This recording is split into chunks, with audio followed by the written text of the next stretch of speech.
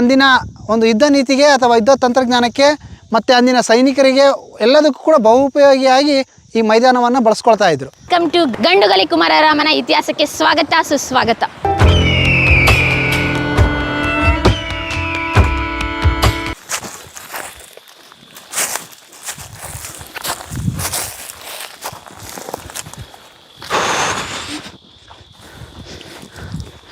ಬನ್ನಿ ಮೇಡಮ್, ಇನ್ನು ಸ್ವಲ್ಪ ದೂರ ಹಾಗೆ ನಾವು ದಂಡಿನ ಬೈಲಿಗೆ ಹೊಂಟಿದ್ವಿ.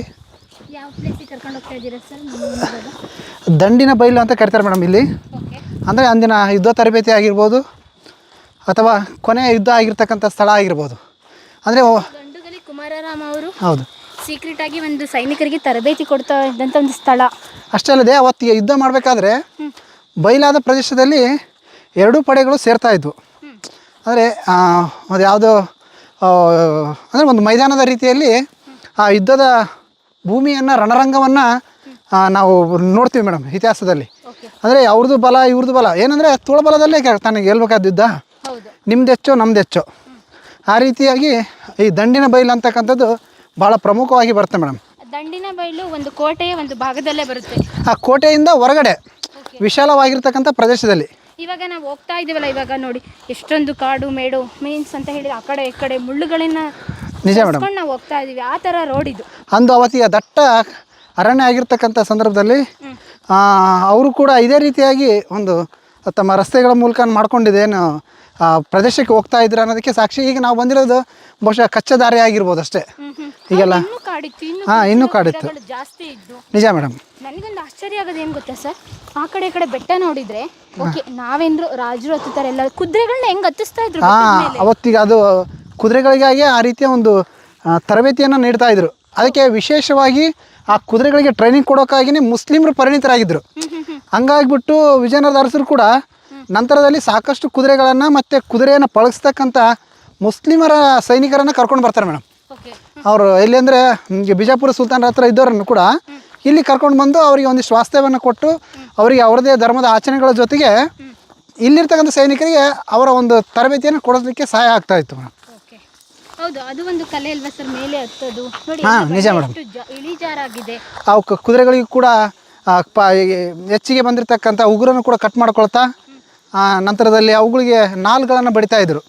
ಅಂದರೆ ಬಂಡೆಗಳ ಮೇಲೆ ಹತ್ತಬೇಕಾದ್ರೆ ಗ್ರಿಪ್ ಇರೋಕ್ಕೆ, ಜಾರದ ಹಾಗೆ ಅದು ಕೂಡ ಸಾಕಷ್ಟು ಅದರದ್ದೇ ಆದಂಥ ಒಂದು ಏನು ಆ ನೀತಿಯನ್ನು ಇತ್ತು, ಅದನ್ನೆಲ್ಲ ಅನುಸರಿಸ್ತಾ ಇದ್ರು. ಕುದುರೆಯನ್ನು ಹೇಗೆ ಪಳಗಿಸ್ಬೋದು, ಯಾವ ರೀತಿ ಬಳಕೆ ಮಾಡ್ಕೊಳ್ಬೋದು ಅನ್ನೋದಕ್ಕೆ. ಯಾಕೆಂದರೆ ಒಂದು ಕೋಟೆಯ ಮತ್ತೊಂದು ಭಾಗದಿಂದ ಇನ್ನೊಂದು ಭಾಗಕ್ಕೆ ಹೋಗ್ಬೇಕಂದ್ರೆ ನಿಡ್ಕೊಂಡು ಸುಲಭವಾಗಿ ಹೋಗೋಕ್ಕಾಗ್ತಾ ಇರಲಿಲ್ಲ. ನಿಜ ಮೇಡಮ್. ಅಂತೂ ನಾವು ಮುಳ್ಳು ಪೊದೆಗಳಿಂದ ದಾಟ್ಕೊಂಡು ಬಂದು ಅಂತೂ ನಾವು ದಂಡು ಬೈಲನ್ನು ತಲುಪಿದ್ದೀವಿ. ದಂಡು ಬೈಲು ಅಂದರೆ ಇದು ಕೂಡ ಒಂದು ರೀತಿ ಮೈದಾನದ ರೀತಿ ನಿರ್ಮಾಣ ಆಗಿದೆ. ನಮ್ಮ ಸುತ್ತಮುತ್ತ ಈಗ ನಾವು ನಿಂತಿರ್ತಕ್ಕಂಥ ಎಷ್ಟೊಂದು ಸ್ಥಳ ಇದೆ. ಅಂದರೆ ಸುತ್ತ ಬೆಟ್ಟ ಇದೆ, ನಡುವೆ ಮಾತ್ರ ನಮಗೆ ಸಮತಟ್ಟಾದ ಒಂದು ಜಾಗ ಇದೆ. ಅಂದರೆ ಇದು ಕೂಡ ನೈಸರ್ಗಿಕವಾಗಿ ಇರ್ತಕ್ಕಂಥದ್ದನ್ನೇ ಬಳಕೆ ಮಾಡಿಕೊಂಡು ಯುದ್ಧ ತರಬೇತಿಗಳನ್ನು, ಕುದುರೆ ಸವಾರಿಗಳನ್ನು, ಆನೆಗಳನ್ನು ಪಳಗಿಸೋದಕ್ಕೆ, ಒಟ್ಟಾರೆಯಾಗಿ ತಮ್ಗೆ ಏನೆಲ್ಲ ಅನುಕೂಲಕ್ಕೆ ಯುದ್ಧಕ್ಕೆ ಏನು ಬೇಕೋ ಎಲ್ಲದನ್ನು ಕೂಡ ಮಾಡ್ಕೊಳ್ಳೋಕ್ಕೆ ಈ ಮೈದಾನವನ್ನು ಬಳಕೆ ಮಾಡ್ಕೊಳ್ತಾ ಇದ್ರು. ಅಂದಿನ ಒಂದು ಯುದ್ಧ ನೀತಿಗೆ ಅಥವಾ ಯುದ್ಧ ತಂತ್ರಜ್ಞಾನಕ್ಕೆ ಮತ್ತು ಅಂದಿನ ಸೈನಿಕರಿಗೆ ಎಲ್ಲದಕ್ಕೂ ಕೂಡ ಬಹುಪಯೋಗಿಯಾಗಿ ಈ ಮೈದಾನವನ್ನು ಬಳಸ್ಕೊಳ್ತಾ ಇದ್ರು. ಓಕೆ, ಇವಾಗ ಸುತ್ತ ಬೆಟ್ಟಗಳನ್ನ ನೋಡ್ತೀವಿ, ಮಧ್ಯದಲ್ಲಿ ಒಂಥರ ಯುದ್ಧಕ್ಕೆ ತರಬೇತಿ ಕೊಡುವಂಥ ಒಂದು ಸೀಕ್ರೆಟ್ ಪ್ಲೇಸ್ ಆಗಿ ಮಾಡ್ತಾ ಇದ್ರು ಅಂತ. ಯಾವ ರೀತಿ ತಂತ್ರಗಾರಿಕೆನ ಯುದ್ಧ ತರಬೇತಿಗಳಲ್ಲಿ ಬಳಸೋದಕ್ಕೆ ಒಂದು ತರಬೇತಿ ಅನ್ನೋದು ಬೇಕೇ ಬೇಕಾಗಿತ್ತು. ಗಂಡುಗಲಿ ಕುಮಾರರಾಮ ಆಗಿರ್ಬೋದು, ಅವರ ತಂದೆ ಆಗಿರ್ಬೋದು, ಯಾವ ರೀತಿ ಟ್ರೈನಿಂಗ್ ಎಲ್ಲ ಮಾಡ್ತಾ ಇದ್ರು? ಈಗ ಅಲ್ಲಿ ಪದಾತಿ ದಳಕ್ಕೆ ಏನು ಒಂದು ತರಬೇತಿ ಬೇಕು, ಕುದುರೆಯವರಿಗೆ ಏನು ಬೇಕು, ಗಜಕ್ ಪಡೆಗೆ ಏನು ಬೇಕು, ಹಾಗೆ ಕತ್ತಿಯನ್ನು ಹಿಡಿದು ಹೋರಾಟ ಮಾಡೋರಿಗೆ ಏನು, ಬಲ್ಲೆ ಹಿಡಿದು, ಅಂದರೆ ಎಲ್ಲದಕ್ಕೂ ಪರಿಣಿತಿಯೇ ಬೇಕಲ್ಲ. ಕೇವಲ ನನಗೆ ಬಲ್ಲೆ ಮಾಡೋರಿಗೆ ಕತ್ತಿಯನ್ನು ಕೊಟ್ಟರೆ ಅದನ್ನು ಪಳಗಿಸೋಕೆ ಬರಲ್ಲ. ಒಟ್ಟಾರೆಯಾಗಿ ಎಲ್ಲದಕ್ಕೂ ಕೂಡ ಯುದ್ಧ ನೀತಿಗೆ ಅಥವಾ ಯುದ್ಧಕ್ಕೆ ಏನೇನು ಬೇಕು ಎಲ್ಲದೂ ಕೂಡ ಅವರು ತಯಾರು ಮಾಡ್ಕೊಳ್ಳೋಕೆ ಈ ಮೈದಾನವನ್ನು ಬಳಕೆ ಮಾಡ್ಕೊಳ್ತಾ ಇದ್ರು. ಅದ್ರ ಜೊತೆಗೆ ನೀವು ಹೇಳಿದ್ರಿ ಕೊನೆಯದಾಗಿ ಒಂದು ಯುದ್ಧ ನಡೆದಂಥ ಒಂದು ಸ್ಥಳ ಇದು ಅಂತ. ಅದೇ ನಮಗೆ ಪ್ರಮುಖವಾಗಿ ಬರುತ್ತೆ ಸರ್, ನಮ್ಮ ಇತಿಹಾಸದಲ್ಲಿ ದಾಖಲೆಗಳಲ್ಲಿ ಚರಿತ್ರೆ ಆಗಿ ಉಳ್ಕೊಳ್ಳುವಂಥ ಒಂದು ಅಂತಿಮ ಘಟ್ಟ ಅಂತ ಹೇಳ್ಬೋದು. ನಿಜ ಮೇಡಮ್. ಕೊನೆ ಯುದ್ಧದ ಕೂಡ ಇಲ್ಲೇ ನಡೀತು. ಅಂದರೆ ಕುಮಟದುರ್ಗ ಕೋಟೆಯಿಂದ ಅವ್ರನ್ನ ಹಿಂಬಾಲಿಸ್ಕೊಂಡು ಅಂದರೆ ಶತ್ರು ಸೈನ್ಯವನ್ನು ಹಿಮ್ಮೆಟ್ಟಿಸ್ಕೊಂಡು ಬಂದಾಗ ಕೊನೆ ಯುದ್ಧ ಇಲ್ಲಿ ಜರುಗುತ್ತೆ. ಅಂದರೆ ಇಲ್ಲಿ ಸಾಕಷ್ಟು ಸೈನಿಕರು. ನಮಸ್ಕಾರ ಕನ್ನಡಿಗರೇ, ನಮ್ಮ ಪರಿಶ್ರಮದ ಮೂಲಕ ವಿಡಿಯೋವನ್ನು ಚಿತ್ರೀಕರಣ ಮಾಡಿ ನಮ್ಮ ಚಾನಲ್ ಅಲ್ಲಿ ಪ್ರಸಾರ ಮಾಡ್ತಾ ಇದ್ವಿ. ಈ ನಮ್ಮ ಸಣ್ಣ ಪ್ರಯತ್ನ ನಿಮ್ಗೆ ಇಷ್ಟ ಆದರೆ ನಮ್ಮ ಚಾನೆಲ್ನ ಖಂಡಿತ ಸಬ್ಸ್ಕ್ರೈಬ್ ಮಾಡಿ, ನಮ್ಮೊಂದಿಗೆ ನೀವು ಕೈ ಜೋಡಿಸಿ ನಿಮ್ಮ ಕೈಲಾದಷ್ಟು ಸಹಾಯ ಮಾಡಿ, ಪ್ರೀತಿಯಿಂದ ಅರಸಿ. ಅವತ್ತಿನ ದಿನದ ಬಗ್ಗೆ, ಕೊನೆಯ ಯುದ್ಧದ ಬಗ್ಗೆ ಇತಿಹಾಸದಲ್ಲಿ ಏನೆಲ್ಲ ಉಲ್ಲೇಖಗಳಿದೆ ಸರ್? ಕೊನೆಯ ಯುದ್ಧದಲ್ಲಿ ಸಂಪೂರ್ಣವಾಗಿ ಕುಮಾರರಾಮನಿಗೆ ಕೂಡ ಒಂದು ಗೊತ್ತಾಗಿರುತ್ತೆ, ಅದರ ಒಂದು ಸೂಚನೆಗಳು ಇವ್ರಿಗೆ ಬಂದಿರುತ್ತೆ. ಯಾಕಂದರೆ ನಮ್ಮಲ್ಲಿರ್ತಕ್ಕಂಥ ಕೆಲವು ಸೈನಿಕರು ವಿರೋಧಿ ಸೈನಿಕರೊಂದಿಗೆ ಸಂಚು ಮಾಡಿರ್ತಕ್ಕಂಥದ್ದು ಕೂಡ ಅಂದಿನ ಕುಮಾರರಾಮನ ಗಮನಕ್ಕೆ ಬಂದಿರುತ್ತೆ. ಅಂದರೆ ಇಲ್ಲಿರ್ತಕ್ಕಂಥ ಕೆಲವೊಂದಿಷ್ಟು ಜನ ಅವರ ಹಣದ ಆಸೆಗೂ ಅಥವಾ ತಮ್ಮ ಸ್ವಾರ್ಥಕ್ಕೂ ಈ ಕುಮ್ಮಟದುರ್ಗನ ಬಲಿ ಕೊಡ್ತಕ್ಕಂಥ ಸಂದರ್ಭ ಒದಗಿ ಬಂದಿರುತ್ತೆ. ಆಗ ಇದರ ಮುಂದಾಲೋಚನೆ ಹಾಗೆ ದೂರದೃಷ್ಟಿಯಿಂದ ಕೊಂಡುಕೊಂಡಿರ್ತಂಥ ಕುಮಾರರಾಮ ಇಲ್ಲಿರ್ತಕ್ಕಂಥ ರಾಜಪರಿವಾರ ಮತ್ತು ಸಂಪತ್ತನ್ನು ಬೇರೆಡೆಗೆ ಸ್ಥಳಾಂತರಿಸುತ್ತಾನೆ. ಅಂದರೆ ಖಜಾನೆ ಪಾಲಕರಾಗಿರ್ತಂಥ ಆ ಅಕ್ಕ ಬುಕ್ಕರನ್ನು ಆ ಸಂಪತ್ತಿನ ಜೊತೆಗೆ ಅವ್ರಿಗೆ ಬೇರೆ ಕಡೆ ಹೋಗೋದಕ್ಕೆ ಹೇಳಿರ್ತಾನೆ ಮೊದಲೇ. ಅಂದರೆ ಇದೆಲ್ಲ ಕೂಡ ಅವತ್ತಿಗೆ ಒಂದು ಸೂಚನೆಗಳು ಬರ್ತಾ ಇರ್ತವೆ, ನಾವು ಯುದ್ಧದಲ್ಲಿ ಸೋಲ್ತೀವಿ, ಈ ಯುದ್ಧ ನಮ್ಮದೇ ಕೊನೆ ಆಗುತ್ತೆ ಅಂತ. ಇದೆಲ್ಲವನ್ನು ಮನಗಂಡಿರ್ತಕ್ಕಂಥವ್ರು ಒಂದಿಷ್ಟು ಸೇಫ್ಟಿ ಜಾಗಕ್ಕೆ ಕಳಿಸ್ತಕ್ಕಂಥದ್ದು, ಮತ್ತು ತಾವು ಒಂದು ರಕ್ಷಣೆ ಮಾಡ್ಕೊಳ್ಳೋದಕ್ಕೆ, ತಲೆಮರೆಸ್ಕೊಳ್ಳೋದಕ್ಕೆ ಏನೆಲ್ಲ ವ್ಯವಸ್ಥೆಗೂ ಅದನ್ನೆಲ್ಲ ಮಾಡ್ಕೊಂಡಿರ್ತಾರೆ ಮೇಡಮ್. ಓಕೆ, ಆ ಸಂದರ್ಭದಲ್ಲಿ ಕುಮಾರರಾಮ ಅವರ ತಂದೆ ತಾಯಿಗಳಾಗಿರ್ಬೋದು, ಕುಮಾರರಾಮ ಅವರು ಒಂದು ಯುದ್ಧ ಅಂತ ನಡಿಬೇಕಾದ್ರೆ ಅರಮನೆಗೂ ಕೂಡ ಮುತ್ತುಗೋಲು ಹಾಕೋಂಥ ಸನ್ನಿವೇಶಗಳು ಬರುತ್ತೆ. ಅವ್ರು ಎಲ್ಲಿಗೆ ಸ್ಥಳಾಂತರ ಮಾಡ್ತಾರೆ, ಇತಿಹಾಸ ಏನು ಹೇಳುತ್ತೆ? ಈ ಕುಮಾರರಾಮರು ಕೊನೆಯ ಯುದ್ಧವನ್ನು ಇಲ್ಲೇ ಮಾಡ್ತಾರೆ ಮೇಡಮ್. ಆದರೆ ವೀರಕಂಪಿಲರಾಮ ಇದ್ರೆ ಹೊಸಮಲೆ ದುರ್ಗದಲ್ಲಿ ಅಂತ ಈ ನಾನು ಇನ್ನೊಂದು ರಾಜಧಾನಿ ಇದೆಯಲ್ಲ ಅಲ್ಲಿ ಅವರು ಆ ವೀರಮರಣ ಅಂತಾರೆ. ಅಂದರೆ ಇಲ್ಲಿ ನಾಶ ಮಾಡಿದ ನಂತರ ದೆಹಲಿ ಸೈನ್ಯ ಹೊಸಮಲೆ ದುರ್ಗಕ್ಕೆ ಹೋಗುತ್ತೆ. ಹೊಸಮಲೆ ದುರ್ಗಕ್ಕೆ ಹೋಗಿ ಅಲ್ಲಿಂದ ಅಲ್ಲಿ ಉಳಿದಿರ್ತಕ್ಕಂಥ ರಾಜ ಪರಿವಾರವನ್ನು ಅವರು ಕೊಲ್ತಕ್ಕಂಥ ಸನ್ನಿವೇಶ ಬರುತ್ತೆ ಮೇಡಮ್. ಒಂದು ಪ್ರಶ್ನೆ ಸರ್, ಅಂದರೆ ಕುಮಾರರಾಮ ಅವರ ಫ್ಯಾಮಿಲಿ ಎಲ್ಲ ರಾಜ ಪರಿವಾರ ಎಲ್ಲ ಅಲ್ಲಿ ಹೋಗಿ ನೆಲೆಸಿತ್ತು. ನಿಜ ಮೇಡಮ್. ಇದೇ ಕಾರಣಕ್ಕೋಸ್ಕರ ಇಲ್ಲಿ ನಾವು ಇಲ್ಲಿ ನಮ್ಮದು ಇತಿಹಾಸ ಇದು ಮುಗಿತೀವಿ ಅಂದರೆ ನಾವು ಇಲ್ಲಿ ಯಾರು ಸತ್ರು ಇಲ್ಲಿ ಯಾರು ಉಳಿಲಿಲ್ಲ ಅಂದರೆ ಸೋತ್ವಿ ಅಂದರೆ ಉಳಿದವರಾದರೂ ಅಲ್ಲಿ ಬದುಕೊಳ್ಳಿ ಅಂತ ಮಾಡಿಬಿಟ್ಟು ಅವ್ರನ್ನ ಅಲ್ಲಿ ಸ್ಥಳಾಂತರ ಮಾಡ್ತಾರೆ ಮೇಡಮ್. ಸರ್ ಅದೆಲ್ಲಿ ಬರುತ್ತೆ, ಯಾವ ತಾಲೂಕಿಗೆ ಸೇರುತ್ತೆ? ಅದು ಬಳ್ಳಾರಿ ಜಿಲ್ಲೆ ಸಂಡೂರು ತಾಲೂಕಿಗೆ ಬರುತ್ತೆ ಮೇಡಮ್. ಈಗ ಅದು ಪ್ರಸ್ತುತ ರಾಮಗಢ ಅಂತ ಕರಿತೀವಿ.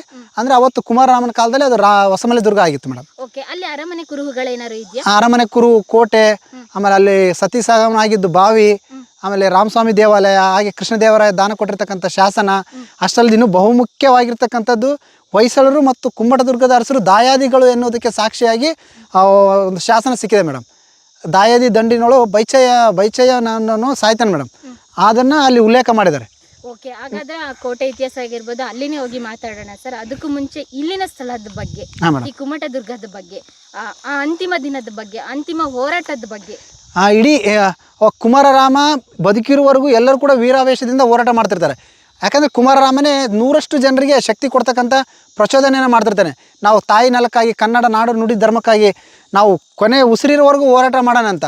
ಅದನ್ನೇ ಈಗ ಅಲ್ಲಿರ್ತ ಉಳಿದ ಸೈನಿಕರು ಏನು ಮಾಡ್ತಾರೆ, ಆ ಕುಮಾರರಾಮನ ಮಾತುಗಳನ್ನು ಕೇಳಿಕೊಂಡು ಅವರು ಇನ್ನೊಂದಿಷ್ಟು ಉರಿದುಂಬಿಸಿ ಕೊನೆಗೆ ಆಗ್ತಿರ್ತಾರೆ. ಅಲ್ಲಿ ಭಾವ ಸಂಗಮರು ಸಾಯ್ತಾರೆ, ಕಾಟಣ್ಣ ಸಾಯ್ತಾರೆ, ಒಂದೊಂದೇ ವ್ಯಕ್ತಿಗಳು ಸಾಯ್ತಾ ಕುಮಾರರಾಮನ ಜಂಗಬಲವೇ ಕುಸಿದೋಗುತ್ತೆ. ಅಂದರೆ ಅಲ್ಲಿ ಪ್ರತಿಯೊಬ್ಬ ವೀರರು ಮರಣವನ್ನು ಹೊಂದತಕ್ಕಂಥ ಸಂದರ್ಭ ನಮಗೆ ಕಂಡುಬರುತ್ತೆ.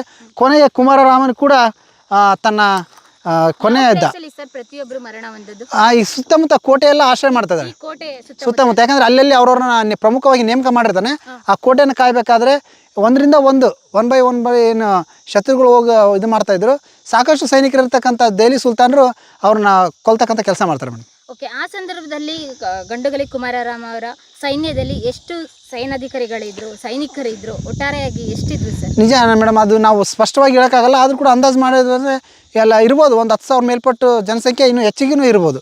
ಓಕೆ, ಕೊನೆಯ ಯುದ್ಧ ಇಲ್ಲ ಆಗುತ್ತೆ. ದೆಹಲಿ ಸುಲ್ತಾನರು ಯಾವ ಕಡೆಯಿಂದ ಆಕ್ರಮಣ ಮಾಡ್ತಾರೆ ಈ ಪ್ರದೇಶಕ್ಕೆ? ನಿಜ ಮೇಡಮ್. ಈಗ ಅಲ್ಲಿ ನಾವು ಕುದುರೆಕಲ್ಲು ನೋಡಿದ್ವಲ್ಲ, ಅಲ್ಲಿಂದ ಆಗಿಲ್ಲ ಅಂದರೆ ಅಲ್ಲಿ ಮಿಸ್ ಆಯ್ತಂದ್ರೆ ಅವತ್ತು ಲಕ್ಷಾಂತರ ಸೈನಿಕರು ಬರ್ತಾಯಿದ್ರು.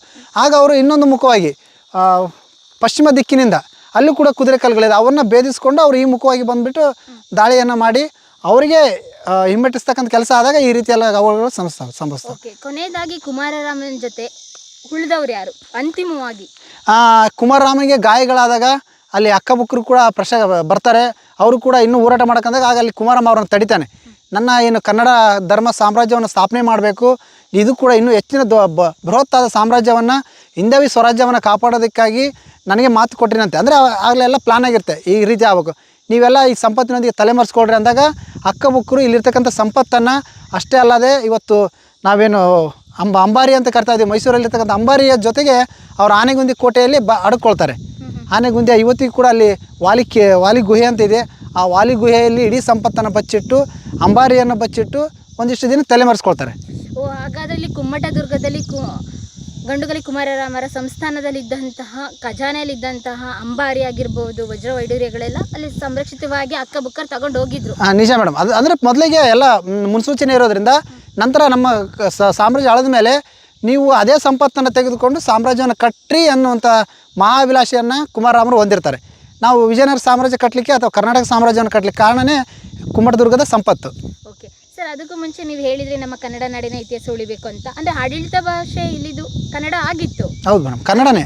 ಅದಕ್ಕೇನಾದ್ರು ಸಾಕ್ಷಿಗಳೇನಾದ್ರು ಸಿಕ್ಕಿದ್ದುಂಟಾ ಸರ್? ಕನ್ನಡನೇ ಮೇಡಮ್. ಅವತ್ತಿಗೆ ನಮ್ಮ ಆಡಳಿತ ಭಾಷೆ ಕೂಡ ಕನ್ನಡ. ಯಾಕಂದರೆ ಮೂಲವಾಗಿ ಕನ್ನಡಿಗರೇ ಆಗಿದ್ದರು. ಯಾರು ಕುಮಾರರಾಮ ಆಯಿತು, ಅಕ್ಕಬುಕ್ಕರ್ ಆಯಿತು, ಎಲ್ಲರೂ ಕೂಡ ಕನ್ನಡ ನೆಲದವರೇ. ಯಾಕಂದರೆ ನಮ್ಗೆ ಇದಕ್ಕೂ ಮುಂಚೆ ಹೊಯ್ಸಳರು ಇವರು ದಾಯಾದಿಗಳೇ.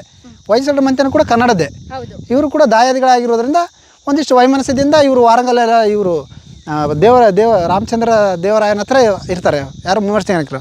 ನಂತರ ಇವರು ಸ್ವತಂತ್ರ ಹಾಕಂತ ಕನ್ನಡನೇ ಇಲ್ಲೆಲ್ಲ ಬಳಕೆ ಮಾಡ್ಕೊಂಡಿದ್ದವರು. ಓಕೆ.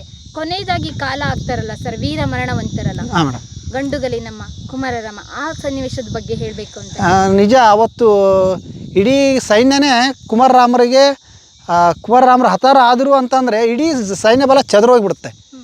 ಯಾಕಂದ್ರೆ ಮೇನ್ ಒಬ್ಬ ನಾಯಕ ಮುಂದೆ ಇದ್ದ, ಅವನಿಲ್ಲ ಅಂದರೆ ಅವತ್ತು ಯುದ್ಧ ಸನ್ನಿವೇಶಗಳು ಹಂಗೆ ಆಗ್ತಾಯಿದ್ವು. ಆ ಮುಂದೆ ಇರೋನು ಸತ್ತರೆ ಉಳಿದಿದ್ದ ಎಲ್ಲ ಸೈನಿಕರು ಚಲಪಿಲಿಯಾಗಿ ಓಡೋಗ್ತಿದ್ರು. ಅದೇ ರೀತಿ ಕುಮಾರರಾಮ ತಲೆ ಕಡದ ಸುದ್ದಿ ತಿಳಿದುಕೊಳ್ಳೆ ಇಲ್ಲಿರ್ತಕ್ಕಂಥ ಸೈನಿಕರು ಎಲ್ಲ ಕಡೆ ಕಾಡು ಒಳಗೆ ಎಲ್ಲ ಕಡೆಗೆ ದಿಕ್ಕಪಾಲಾಗಿ ಹೋಗಿಬಿಡ್ತರು. ಇವತ್ತು ಎಷ್ಟೋ ನಾವು ಕುಮಾರರಾಮ ದೇವಸ್ಥಾನ ಇರ್ತಕ್ಕಂಥ ಊರುಗಳನ್ನು ಸಂದರ್ಶನ ಮಾಡಿದಾಗ ಅಲ್ಲಿ ಹೇಳ್ತಕ್ಕಂಥದ್ದು, ನಾವು ಕೂಡ ಕುಮಾರರಾಮನ ಹತ್ರ ನಮ್ಮ ಹಿರಿಯರು ಇದ್ದರು, ಅಲ್ಲಿಂದ ನಾವು ಬಂದ್ವಿ, ಇಲ್ಲೆಲ್ಲ ಆಶ್ರಯ ಪಡ್ಕೊಂಡ್ವಿ, ನಾವು ಕುಮಾರರಾಮನನ್ನು ದೇವರಾಗಿ ಪೂಜೆ ಮಾಡ್ತಿದ್ವಿ ಅಂತ ಈಗಲೂ ಕೂಡ ಹೇಳ್ತಾರೆ ಮೇಡಮ್. ಪ್ರಿಯ ವೀಕ್ಷಕರೇ, ನಮ್ಮ ಕರುನಾಡಿನ ಸಾಹಿತ್ಯ, ಸಂಸ್ಕೃತಿ, ವಿಶೇಷ ವ್ಯಕ್ತಿಗಳ ಸಂದರ್ಶನವನ್ನು ತಪ್ಪದೇ ವೀಕ್ಷಿಸಿ. ನಮ್ಮ ಚಾನೆಲ್ ಅನ್ನು ಸಬ್ಸ್ಕ್ರೈಬ್ ಮಾಡಿ, ಬೆಲ್ ಐಕನ್ನ ಕ್ಲಿಕ್ ಮಾಡಿ, ನಿಮ್ಮ ಅಭಿಪ್ರಾಯವನ್ನು ತಪ್ಪದೇ ತಿಳಿಸಿ. ಡಿಜಿಟಲ್ ಮಾಧ್ಯಮ ಎಲ್ಲಾ ಸಾಮಾಜಿಕ ಜಾಲತಾಣದಲ್ಲೂ ಲಭ್ಯವಿದೆ. ಸ್ವತಂತ್ರ ಪತ್ರಿಕೋದ್ಯಮವನ್ನು ಬೆಂಬಲಿಸಿ. ಧನ್ಯವಾದಗಳು.